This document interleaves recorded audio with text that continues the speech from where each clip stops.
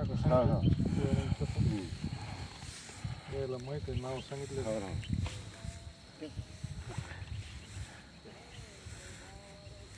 पाणी टाका ना, पाणी आणलं लावा.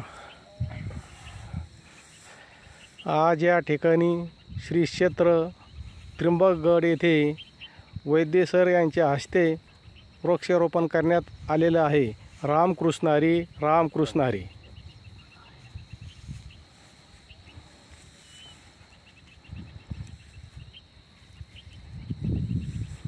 हरिभक्त पारायण खंडाळे महाराज, शिंदे महाराज, साबळे महाराज, बोरुडे महाराज सर्व उपस्थित होते.